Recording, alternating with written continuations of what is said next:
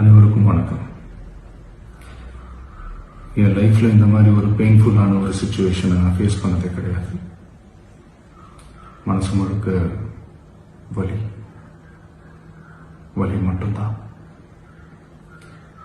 இந்த சுற்றுப்பயணத்தில் என்னென்ன மக்கள் பார்க்க வராங்க, அதுக்கு ஒரே ஒரு காரணம் தான், அவங்க என் மேலே வச்சிருக்கிற அன்பும் பாசம்.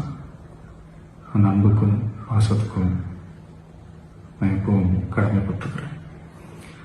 அதனால தான் இந்த சுற்றுப்பயணத்தில் மற்ற எல்லா விஷயங்களையும் தாண்டி மக்களுடைய சேஃப்டி, அதில் எந்த காம்ப்ரமைஸும் பண்ணிடக்கூடாதுன்றதுக்காக தான் அது என் மனசில் ரொம்ப ஆழமாக இருக்கும் அந்த எண்ணம்.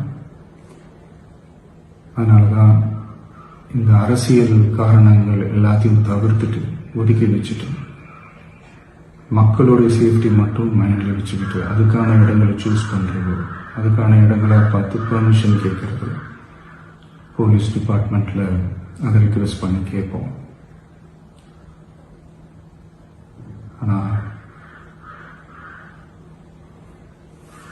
நடக்கக்கூடாதது நடந்துருச்சு.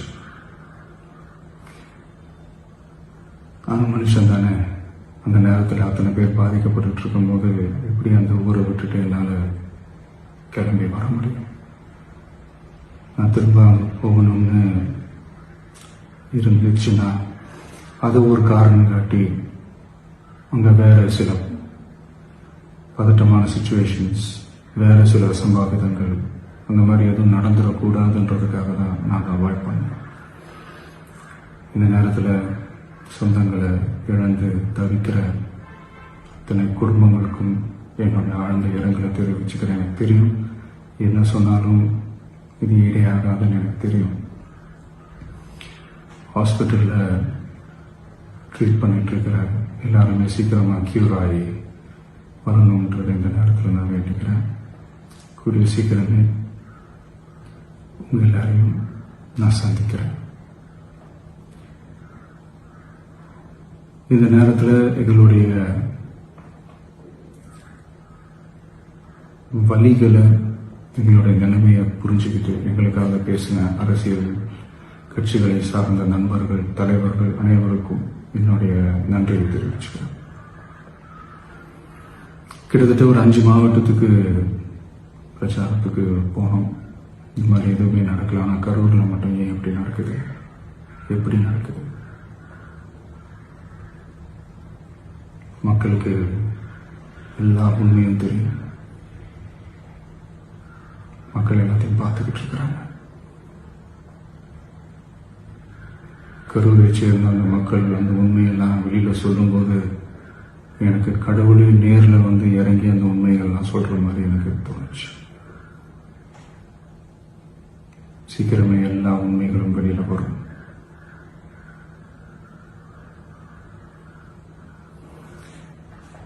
எங்களுக்கு தரப்பட்ட இடத்துல நாங்கள் போய் அந்த ஸ்பாட்ல நின்று நாங்கள் பேசிட்டோம். அதை தாண்டி எந்த தவறும் எங்கள் சைடில் நாங்கள் எதுவும் செய்யலை. பட் இருந்தாலும் எங்கள் கட்சியை சேர்ந்த நிர்வாகிகள், தோழர்கள் மேலே எஃப்ஐஆர், அது மட்டும் இல்லை சோஷியல் மீடியாவை சேர்ந்த நண்பர்கள், தோழர்கள், அவங்க மேலே எஃப்ஐஆர்லாம் போட்டு பிடிச்சிட்டு இருக்கிறாங்க.